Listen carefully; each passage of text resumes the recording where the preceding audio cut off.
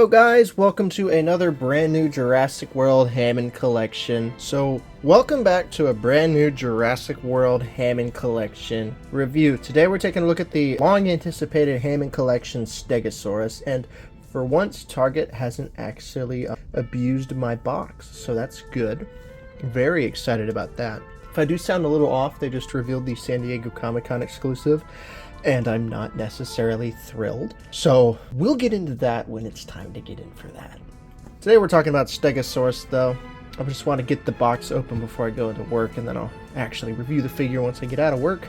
But here's the Stegosaurus. They're doing this weird render thing again. At least it's a Stegosaurus render they're using. It's a Jurassic World render. They never did a Lost World render. So it's not, the most accurate picture of Stegosaurus here. Why they can't just use the drawing of the figure or what they were doing previously, I don't know. They gotta refresh these packagings though, so stores will carry them. You got the Jurassic World Hammond Collection Stegosaurus True FX. It does look straight out of the film. Jurassic World at the top. Side of the box continues the tail and it says Hammond Collection. On the back of the box you got nice renders of the figure. And then Stegosaurus. Admiring the distinctive plates and spiked tail, Dr. Sarah Harding, who still is not in the Hammond Collection, comes up close to a young Stegosaurus while trying to capture a photo. Noise from her camera causes the Stegosaurus' herd to go on the attack. And then you got the Lost World logo here. Don't know why they didn't put that on the Velociraptor. It's clearly a Tiger Raptor. Whatever. And then this side of the box has Sarah running from the Stegosauruses. They really need to put her in the Hammond Collection. Lost World needs more Hammond Collection love in general. So, yeah. Stegosaurus box. There's that UPC code if you did want that. And not much else to say about the box, so let's just go ahead and get our Stegosaurus out of the box.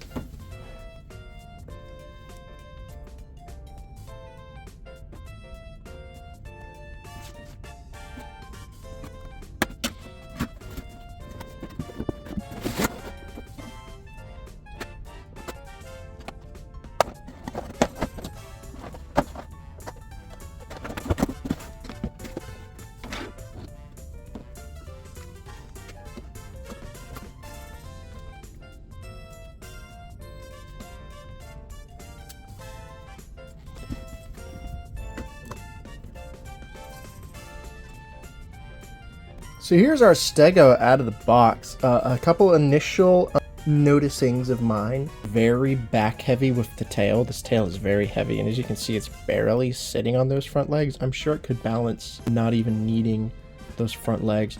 So it might be a bit of a pain to get to pose up the way you want because of how heavy the tail is. And then no beak articulation. We haven't had that on an herbivore since the Triceratops. I get it. This is like a bigger figure. You probably had to put a lot of extra detail into these plates and all that. Would it have killed you to make the jaw articulate? I get it. It's a very small jaw, but there is smaller in the Hammond Collection that do open. Otherwise, this is a pretty perfect Stegosaurus. Yeah. No real noticeable I got a little nick of paint there, but no real noticeable QC issues, so the Hammond Collection's been nice to me. Some people have been getting ones that have like two of the same feet on them. I got pretty lucky.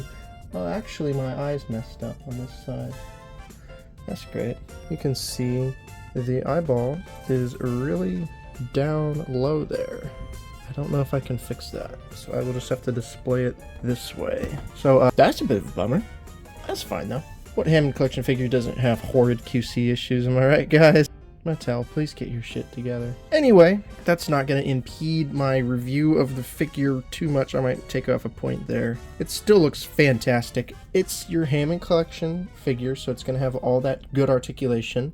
So the head will move side to side, up and down.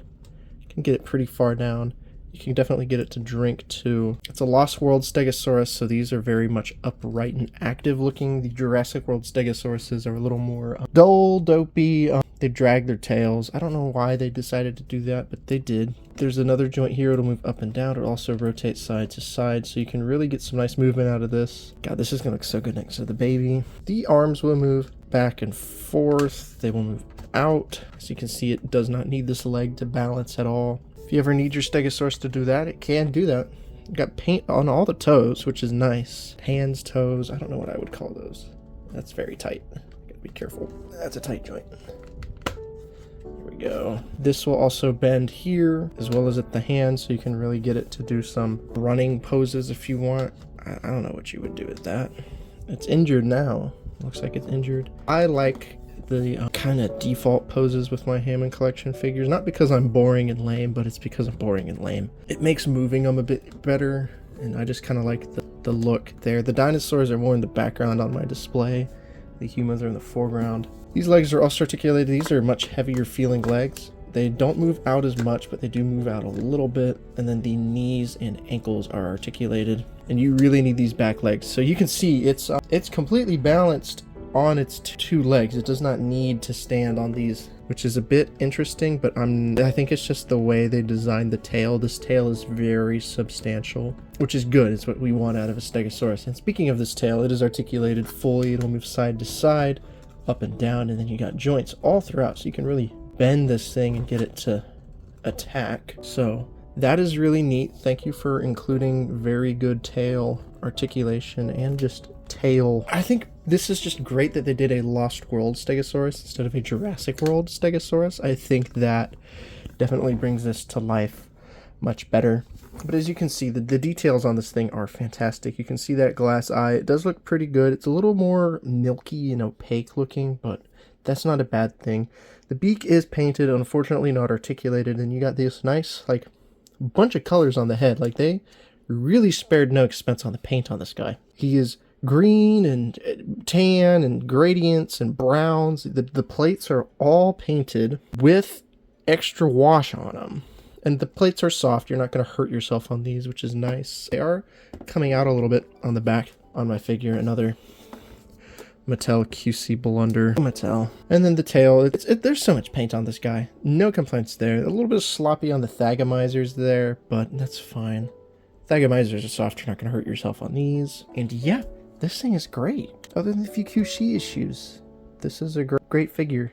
QC aside and the no beak and the stability. You can see it's standing on the 2 feet by itself.